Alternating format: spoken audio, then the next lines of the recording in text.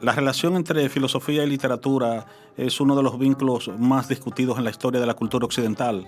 Sobre ese tema hablaremos con el filósofo Roque Santos después de ver a nuestros patrocinadores. Yo, disfruta el sabor de siempre, con harina de maíz mazorca y dale, dale, dale, dale.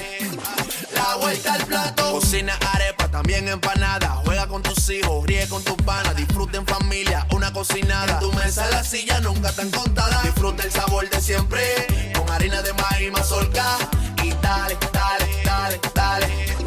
La vuelta al plato, siempre felices, siempre contento. Dale la vuelta a todo momento. Cocina algo rico, algún invento. Este es tu día, yo lo que siento. Tu harina de maíz mazorca de siempre, ahora con nueva imagen.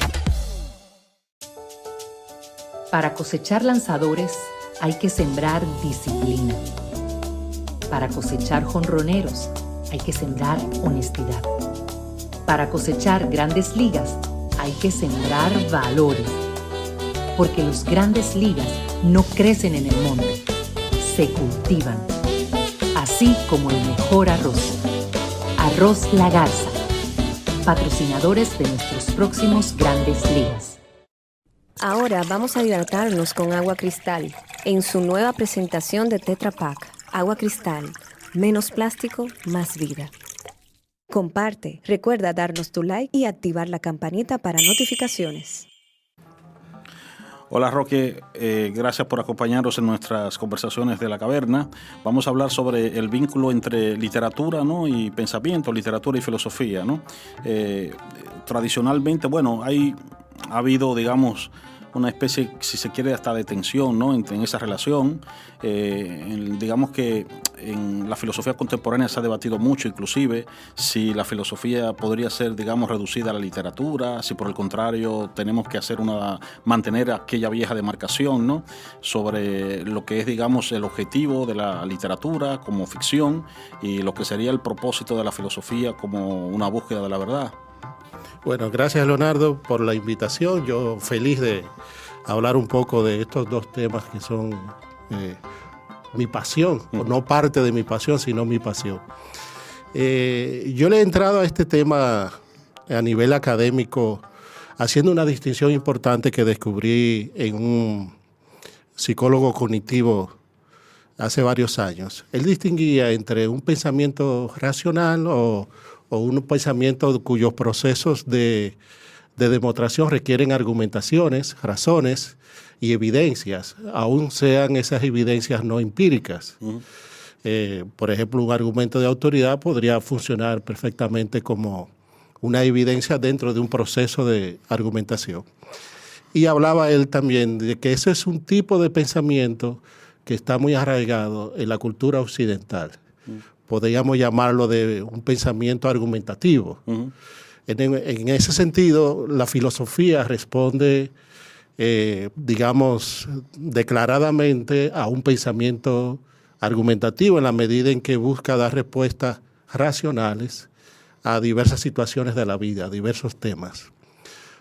Por el contrario, tenemos un pensamiento narrativo, un poquito más ancestral, más antiguo, más primitivo, si se quiere, más antropológico y más primario, que es el hecho de contar historias. Que digamos que hunde sus raíces en los antiguos mitos, ¿no?, claro, que han compartido todas las culturas, ¿no? Sí, y la filosofía se aprovecha de eso, de estas narraciones antiguas, para llevarlo desde el plano primario de las narraciones a un plano más reflexivo, lo que ellos llamaban, digamos, la episteme, el conocimiento verdadero para el momento. En esas dos distinciones de los conocimientos o de los pensamientos, como suele llamarlo este psicólogo cognitivo, él habla de ese pensamiento argumentativo y ese pensamiento narrativo. Ahí podemos distinguir claramente, digamos, las dos áreas de saber o las dos áreas de conocimiento de las que podemos hablar ya más en concreto como disciplinas o sigamos en una extensión del concepto ciencia un poquito laxo, poder hablar de ciencias, ciencias literarias o ciencias, digamos, racionales o filosóficas o disciplinas filosóficas mejor que ciencias. Entonces, en ese sentido, la filosofía se marcaría, digamos que respondiendo preguntas fundamentales desde un punto de vista racional, buscando razonamiento o argumentaciones. Para ello, no necesariamente tiene que echar mano de condiciones empíricas o pruebas empíricas, sino que también, como decía anteriormente, puede perfectamente echar mano de otros tipos de argumentaciones o de razones para sostener aquellos que plantea. En ese sentido, se puede usar la narración perfectamente, contar una historia como lo hicieron los griegos, Platón, etcétera, etcétera, para hablar de determinados temas de modo narrativo. Sí. Pero la perspectiva filosófica no se pierde frente a esos temas. Es decir, que tenemos en un primer momento, digamos, una simbiosis entre filosofía y literatura o escritura, en este caso. Si entendemos literatura como la palabra escrita, porque también hay mucha discusión entre si la oralidad es o no literatura.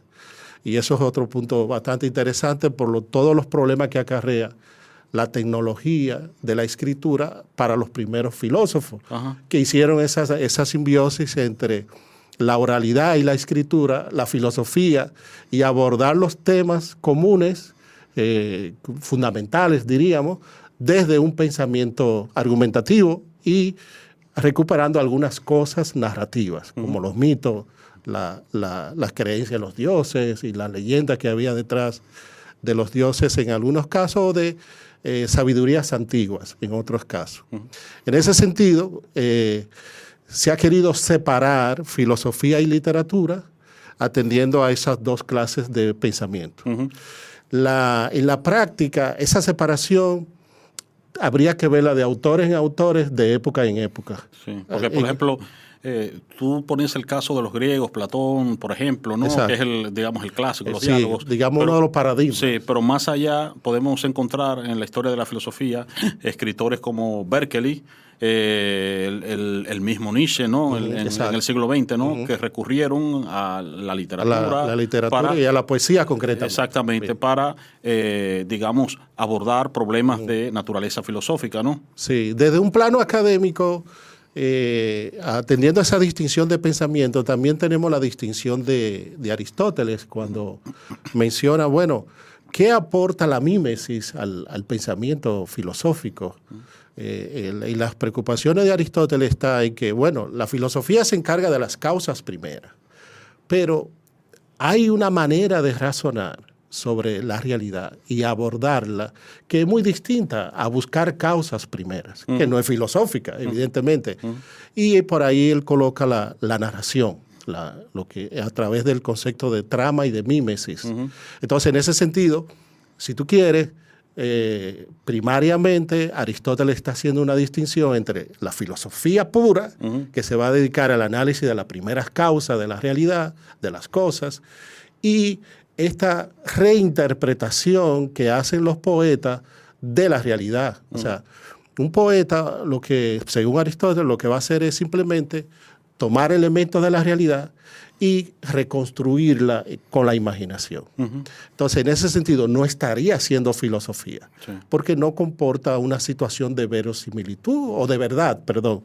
Entonces, sino una situación de verosimilitud. Él va a crear un mundo, digamos que racionalmente verosímil, pero no se acerca a la verdad, como lo pretende el discurso filosófico. Ese paradigma ha tenido mucha influencia en la historia de la cultura occidental. Sin embargo, digamos que con la crisis de la tradición metafísica y la emergencia de lo que se ha llamado el pensamiento posmoderno, que diluye, digamos, esa demarcación porque abandona la idea de que la filosofía implique una búsqueda de una verdad objetiva y entiende que de una manera u otra también la filosofía es un tipo de narración que construye, digamos, una ficción, y entonces eso termina acercando, digamos, lo que es la filosofía a la literatura, ¿no? Sí, bastante, porque se diluyen conceptos que anteriormente estaban como muy separados. Imaginación, ficción, ficcionalidad, ya ese concepto anteriormente no existía. Y como se rompe, digamos, la concepción representacionista de la realidad, entonces se entiende que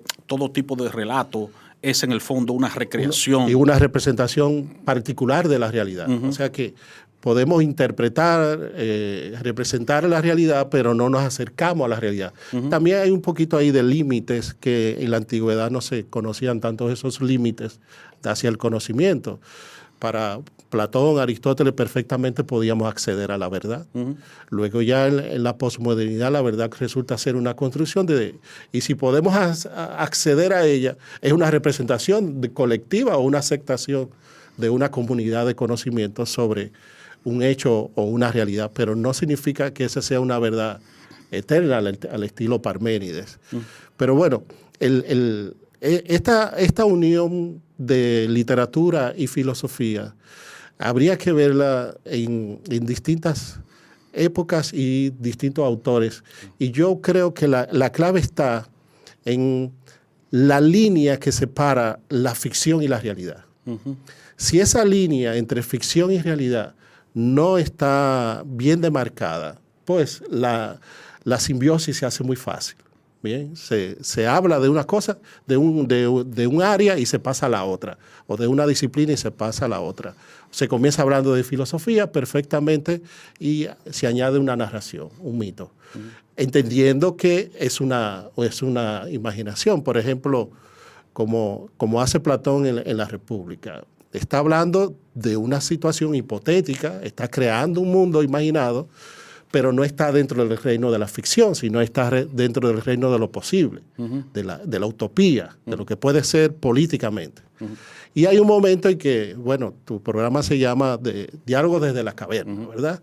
Entonces, en el capítulo 7 le dice Sócrates a su interlocutor, imagina tal cosa. Sí. Ya ese imagina tal cosa te indica que le da como un guiño al interlocutor de ahora vamos a pasar del plano racional, real, que estábamos discutiendo, te voy a llevar ahora al plano de ficcional, de la imaginación, con toda naturalidad, porque busca con la ficción, con la literatura en este caso, en el mito, que es una de las primeras manifestaciones de la literatura oral y luego se lleva a la escritura. Bueno, con ese mito va a conducir, a clarificar aspectos del pensamiento argumentativo racional que no le quedaban claros a su interlocutor. Entonces es como una especie de, yo lo veo como de cortesía clarificadora de lo que no ha ido entendiendo hasta el momento porque no lo ha podido representar, no lo ha podido imaginar. Hay un punto importante ahí también, que es el hecho de que con frecuencia en las obras de Platón se introduce el mitos, el relato literario, cuando desde el pensamiento racional hay que enfrentar un tipo de realidad que resulta muy difícil de explicar en términos racionales. En ese sentido, entonces, el lenguaje simbólico del mito, los símbolos que impregna, abre más posibilidades de interpretación. Por eso, por eso yo digo que esta línea entre la ficción y lo que no es ficción, si se mantiene radicalmente opuesto, entonces no existe esa posibilidad de ir a uno y a otra disciplina. Entonces se separa totalmente y se vuelve no un discurso, digamos, sin simbología ni poco atractivo, pero sí un discurso que está limitado por los límites de la racionalidad. Ahora, la narración, la ficción, te rompe esos límites. Y esa es la ventaja que tiene en los autores que uno ya más modernos, que navegan entre la literatura y la filosofía. Después, yo creo que toda obra narrativa de envergadura, todo texto, una novela, tiene detrás cuestiones filosóficas. Vamos a retomar ese punto después de la pausa.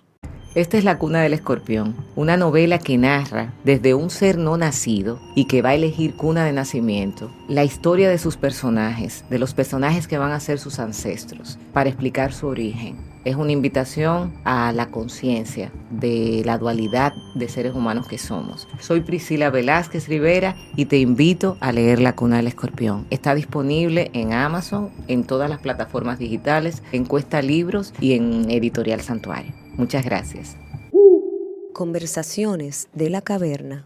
Roque, tú señalas que en las grandes obras literarias pues están nutridas de temas filosóficos. De hecho, para mí, digamos, mi propia experiencia personal, yo llego a la filosofía por vía de la literatura. Yo realmente cuando era un chico, un adolescente, lo que quería estudiar era literatura. Pero resulta que, bueno, yo comencé a leer grandes obras literarias y resulta que leyéndolas me di cuenta que lo que me interesaba de esas obras no era tanto la estructura formal, el estilo literario, sino realmente las temáticas, las grandes temáticas que abordaban, ¿no?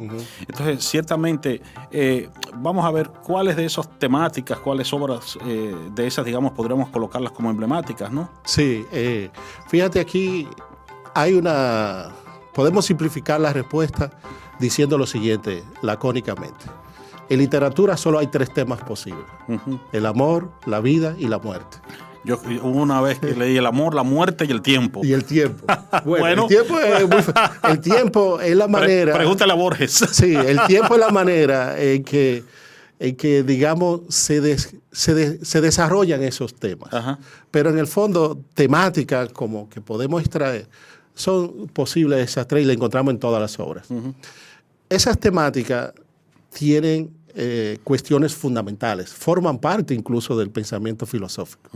Cualquier sistema filosófico, de una u otra manera, hace referencia a esos 3 temas. Entonces, en ese sentido, la conexión filosofía y literatura se haría desde la temática. Ahora bien, hay otra conexión entre filosofía y literatura que es muy interesante. Va a depender, como yo dije anteriormente, de la época, de los autores, etcétera, pero siempre podemos verla tematizada o no, explícita o no. Es que en toda obra literaria hay una cosmovisión y hay una, digamos, una perspectiva filosófica, por llamarlo de algún modo, que va a rodear la trama que se desarrolla en la novela. Por ejemplo, el concepto de novela total, que es un concepto, digamos, moderno y de la narrativa moderna. Es una novela que busca mostrar un mundo y explicar una serie de cosas y funciona como una especie de sistema filosófico, como una especie de sistema cerrado. Por otro lado, tú tienes la novela de tesis, digamos como El extranjero de Albert Camus.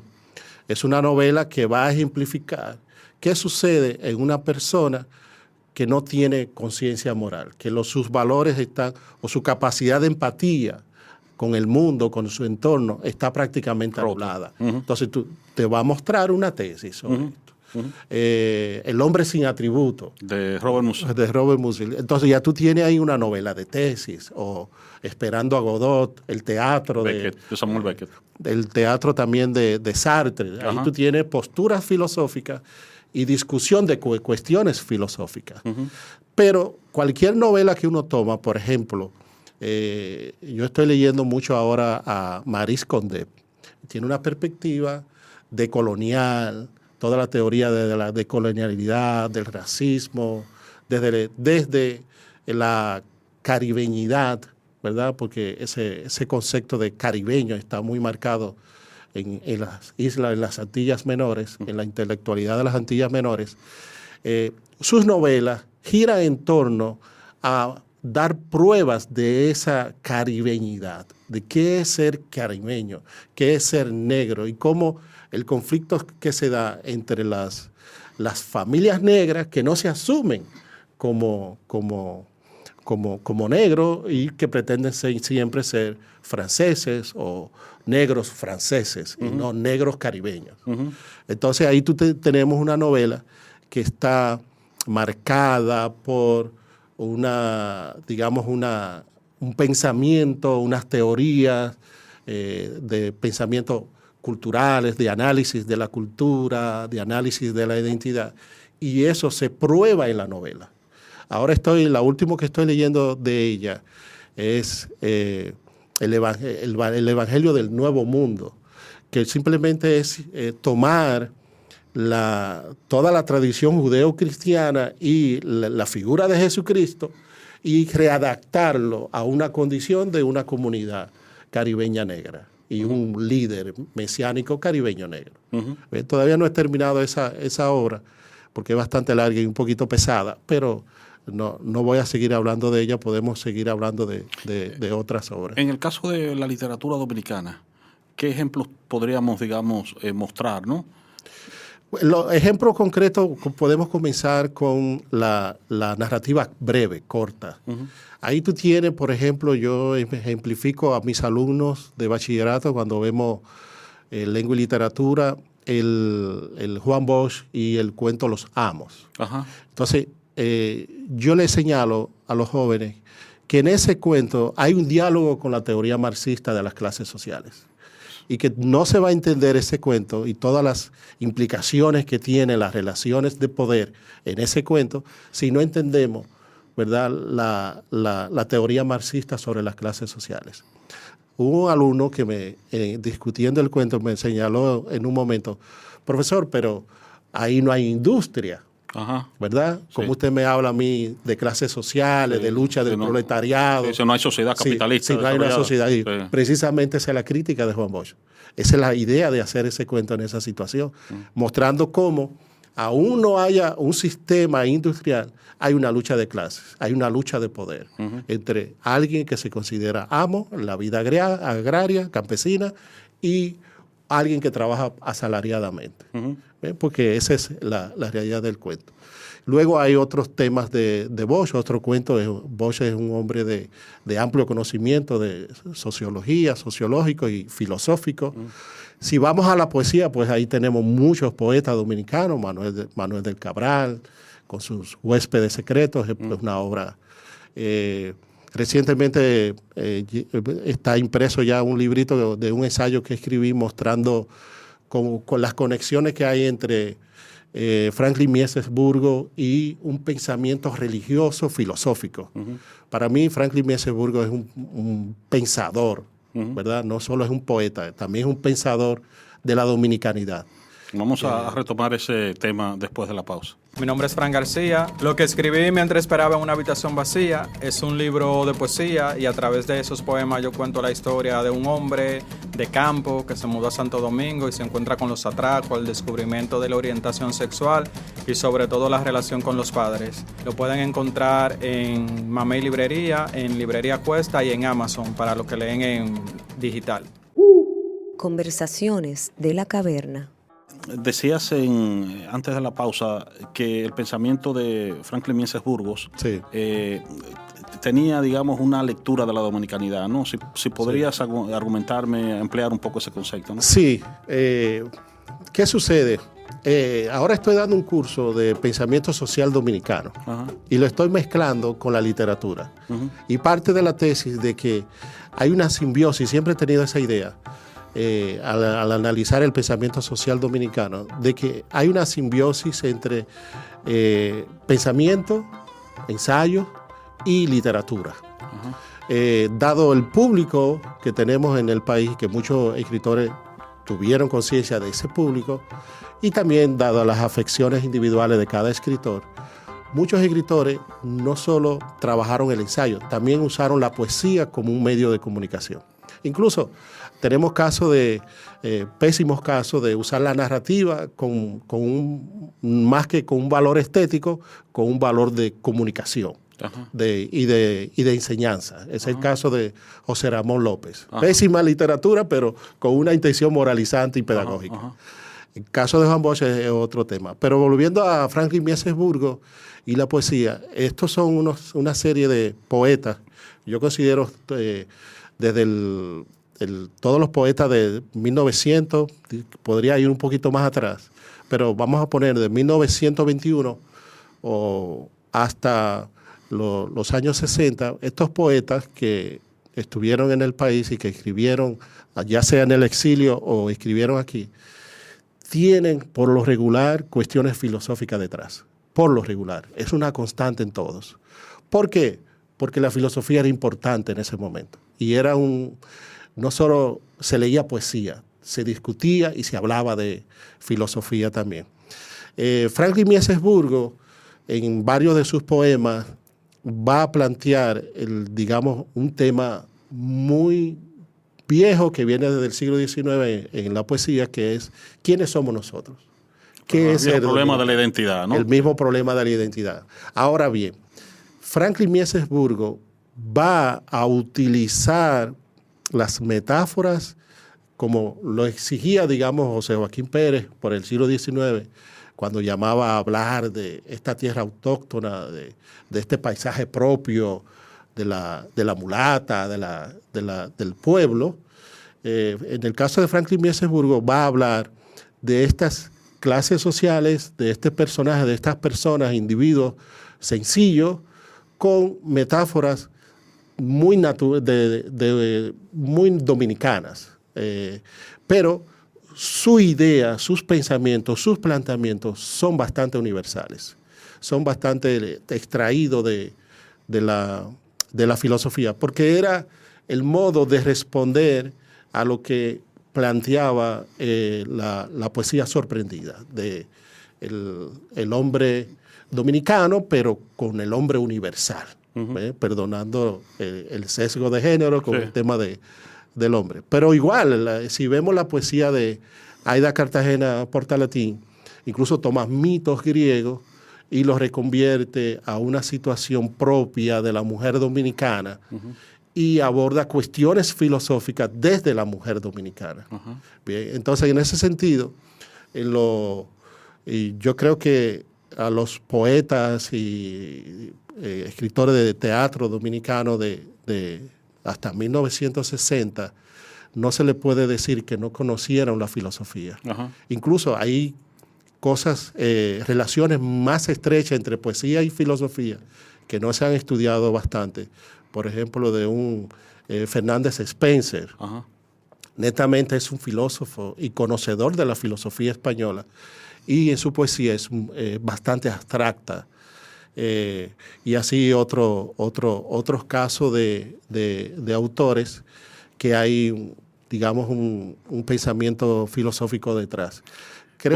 ¿Tú dirías, digamos, que en la literatura dominicana predomina algún enfoque filosófico? Es decir, de los grandes enfoques filosóficos que conocemos, ¿hay alguno de ellos que tú consideras que predomina en el sentido de que está bastante extendido en diferentes autores, diferentes obras literarias? Aquí se coqueteó mucho con el marxismo. Sí. Y no creo que... Sí, pues en América Latina fue muy influyente, ¿no? Exacto, pero los coqueteos con el marxismo ya están, digamos, después de 1960, más claramente, más explícito.